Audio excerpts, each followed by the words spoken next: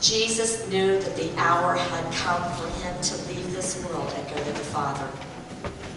Having loved his own who were in the world, he loved them to the end. The evening meal was in progress, and the devil had already prompted Judas, the son of Simon Iscariot, to betray Jesus. Jesus knew that the Father had put all things under his power, and that he had come from God and was returning to God. So he got up from the meal, took off his outer clothing, and wrapped a towel around his waist. After that, he poured water into a basin and began to wash his disciples' feet, drying them with the towel that was wrapped around him. He came to Simon Peter, who said to him, "Lord, are you going to wash my feet?" And Jesus replied, "You do not realize now what I am doing, but later you will understand." "No," said Peter, "you shall never wash my feet." And Jesus answered, "Unless I wash you, you have no part with me." "Then, Lord," Simon Peter replied, "not just my feet, but my hands and my head as well." And Jesus answered, "Those who have had a bath need only to wash their feet. Their whole body is clean. And you are clean, though not every one of you." For he knew who was going to betray him, and that was why he said not everyone was clean. When he had finished washing their feet, he put on his clothes and returned to his place. "Do you understand what I have done for you?" he asked them. "You call me teacher and Lord, and rightly so, for that is what I am. Now that I, your Lord and teacher, have washed your feet, you should also wash one another's feet. I have set you an example that you should do as I have done for you. Very truly I tell you, no servant is greater than his master, nor is a messenger greater than the one who sent him. Now that you know these things, you will be blessed if you do them. I'm not referring to all of you. I know those I have chosen. But this is to fulfill this passage of Scripture. He who shared my bread has turned against me. I am telling you now before it happens, so that when it does happen, you will believe that I am who I am." John 13, verses 1 through 19.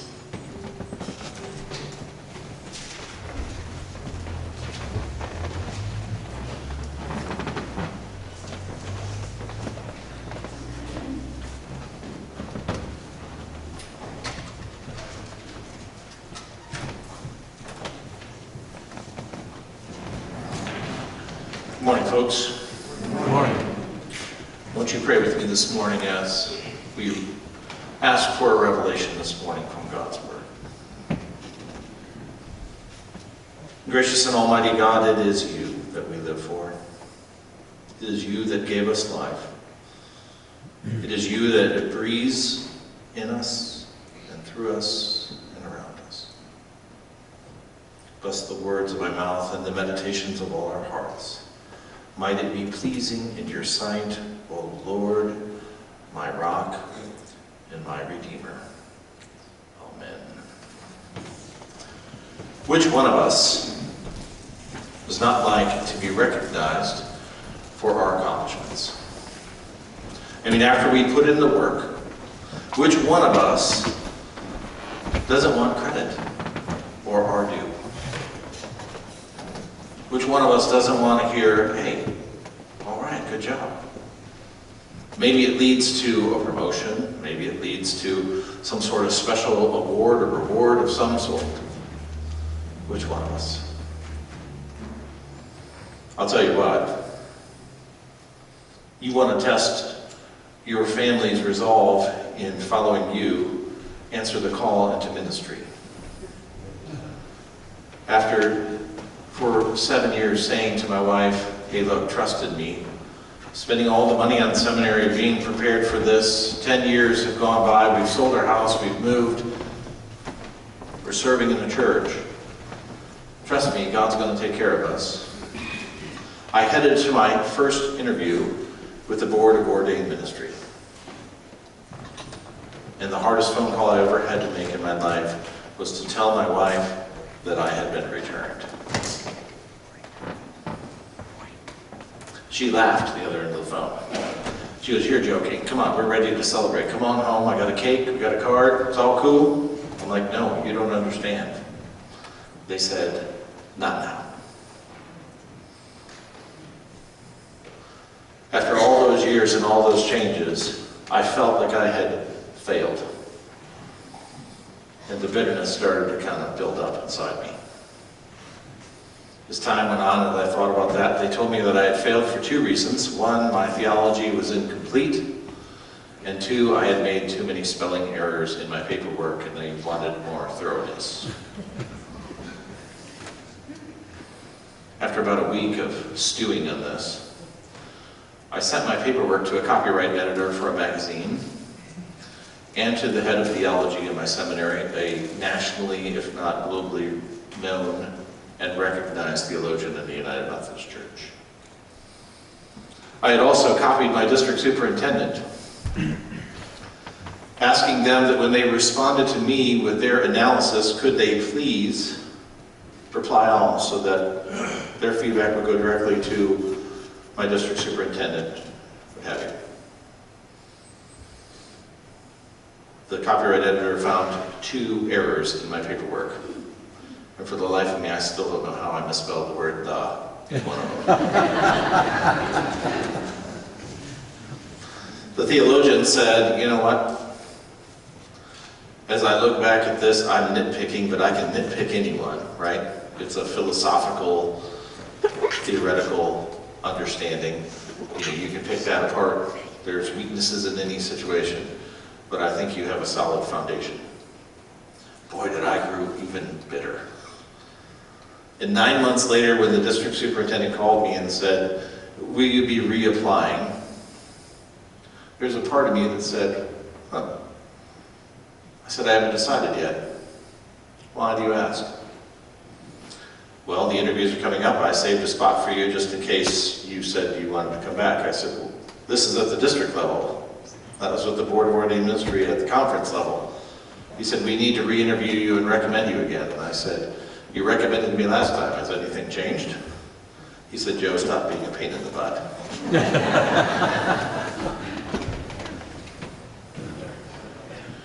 When I went back to that interview, the term literally came out at the table: vigilante client. He said, "We've never had a candidate do what you've done." I said, "Look, if I messed up, my first response to you was going to be, 'I'm sorry, I wasted all your time.' I still don't know why I've been returned. You still can't explain it to me." Because I look at other people's paperwork. A friend of mine gave me a copy of her paperwork. There were 5 spelling errors in hers. You passed her right along. Where is the justice in this? And I wonder if in that moment Jesus was teaching me a little bit of humility.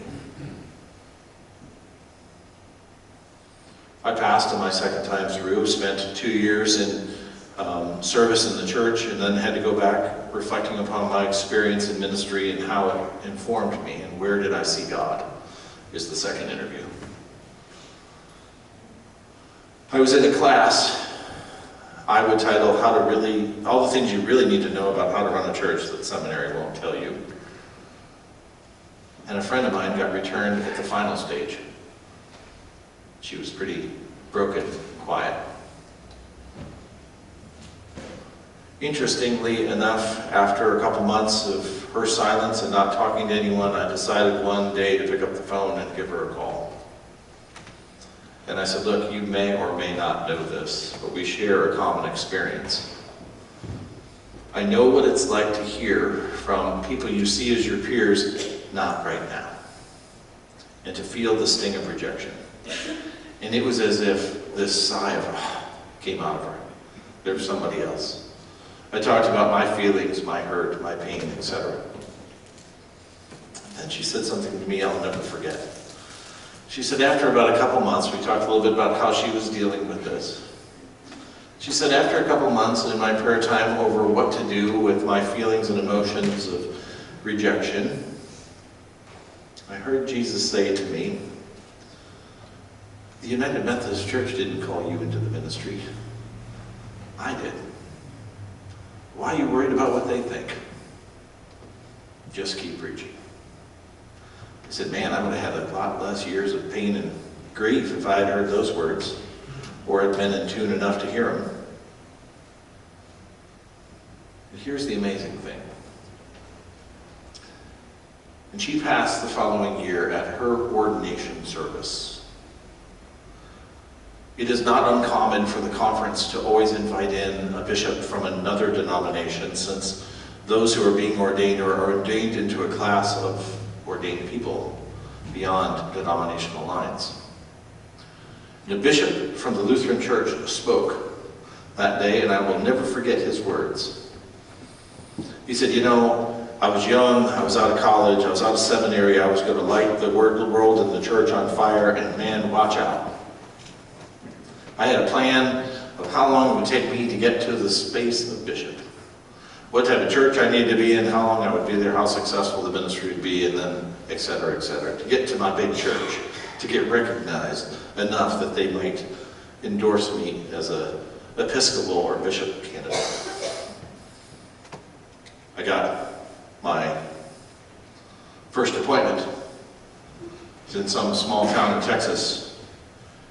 He said the town, I think any of us, even people from Texas, would recognize it. He said, I lived in Texas my whole life. I had to go to the atlas and find out, where is this village they're sending me to?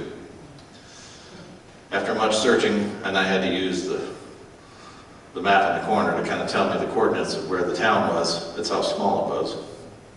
I figured out it was about 2.5 hours away, and I did the longest drive-by you've ever seen in your life.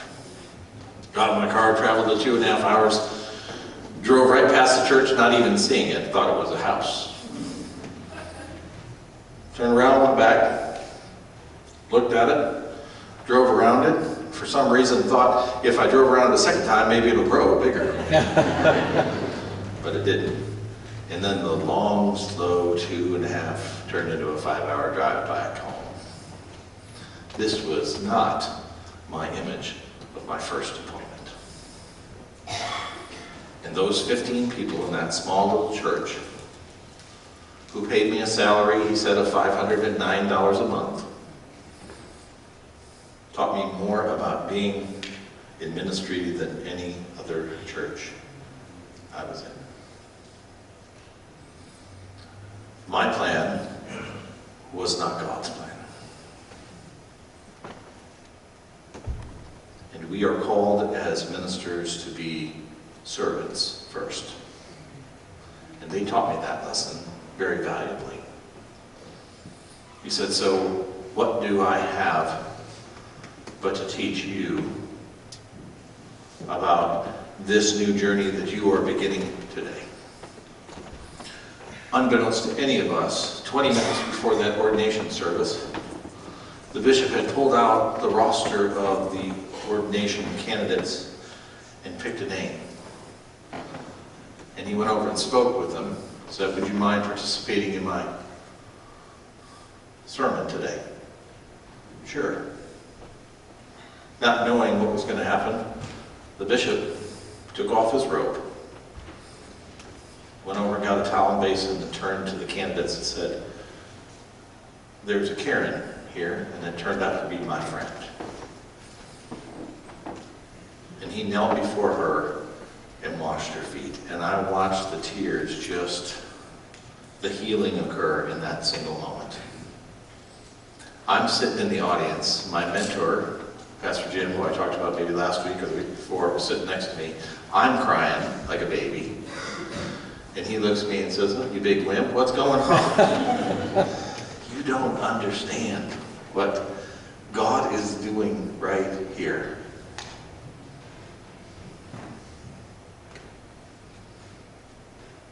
There is nothing more humbling than to have someone wash your feet. Now, before before you get nervous, I'm not going to call someone forward and do that. Okay? You breathe.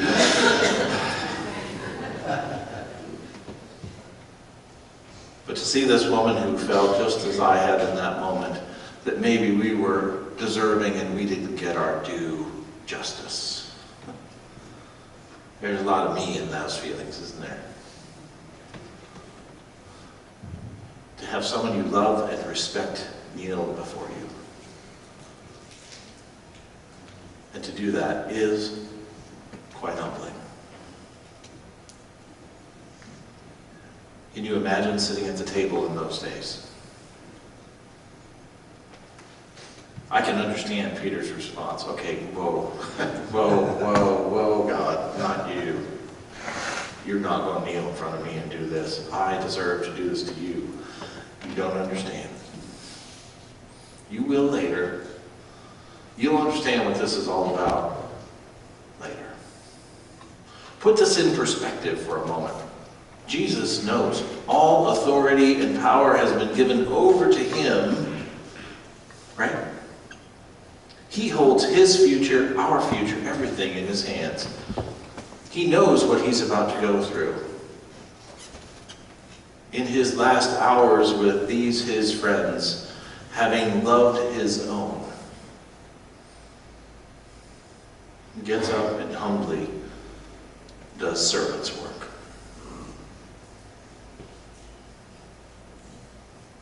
Peter, when he thinks that this is some sign of being received into his glory, jumps up and says, okay, let's do it all. I want to be clean as clean can be. This isn't about the cleanliness. This is a lesson in humility.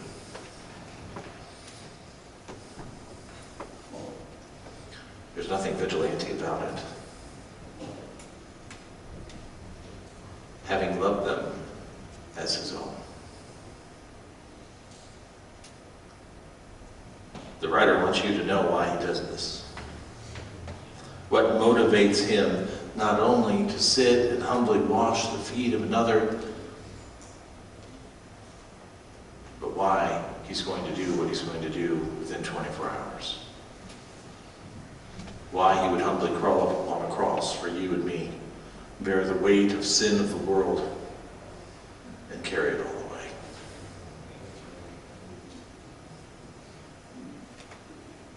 Having loved them as his own. We are called to be servants, are we not? We are called to go into the world and humbly serve those who feel unworthy. Those who have yet to be clean. Those who have yet to find, and even those who have found,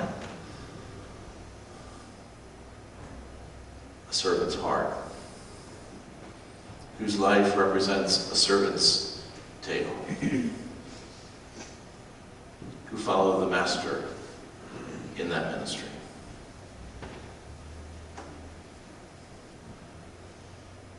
How many of us set conditions upon, well, I will serve when, or if.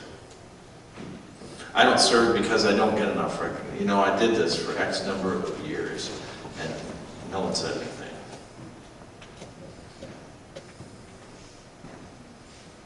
I'm too good. Don't you understand my education? Don't you understand what I do in the community? Who I am? And I read this text on his last night, and I'm humbled once again.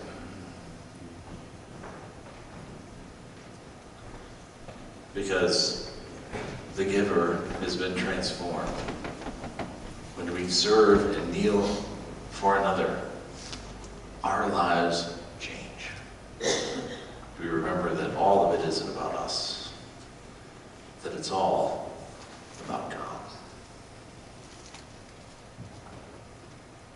How is it with your walk today?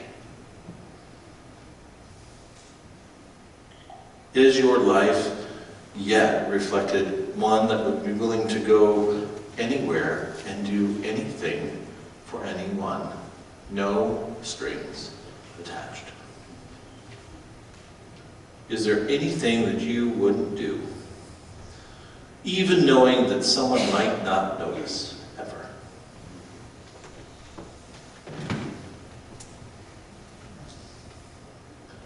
Friends, we have had an example set before us for years of someone who I know who reflects most adequately the servant's heart.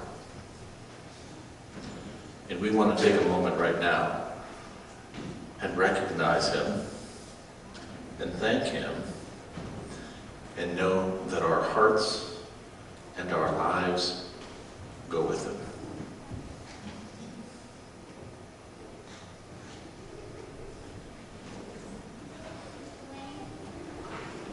And he's serving someone else right now.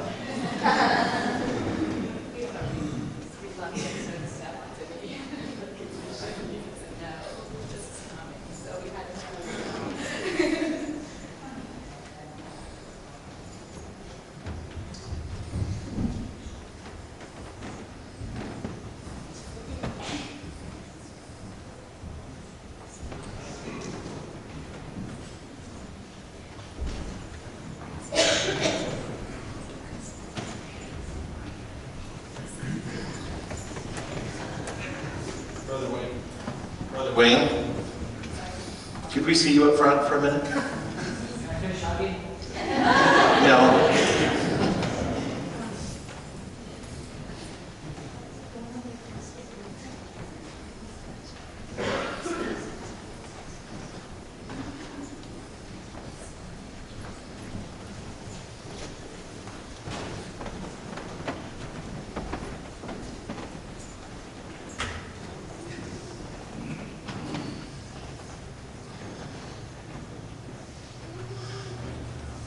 You're going to stand here, you're not going to hide behind them. I know how you are. You can try. Brother Wayne, this is yet another gift and a token of the hearts of these children and all children whose imprint you have left upon them through being a teacher and an example of Jesus Christ. And so our children today wanted to present this to you as a means not only for you to remember them, but as a recognition of the ways in which they will remember you and your faithful service forever. So, this is a gift from us, and we pray for you and for Robin in your future days that you will carry a bit of Walnut Street with you wherever you go. And we thank Wayne for his service.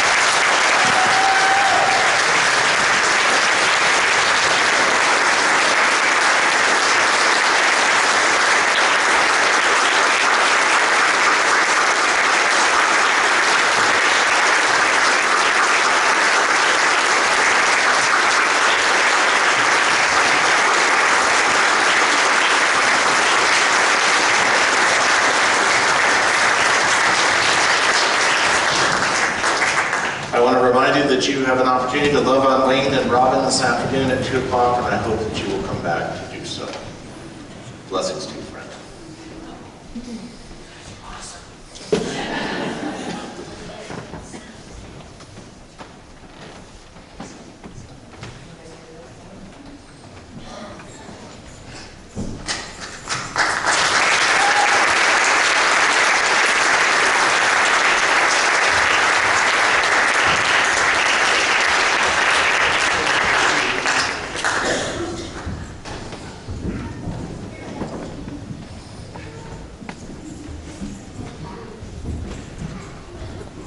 Let us take a moment to prepare our hearts once again, to come to his table, to eat of his body which is broken and his blood which is shed, to imagine for a moment the Master washing your feet, preparing you for the cleanliness that this meal brings.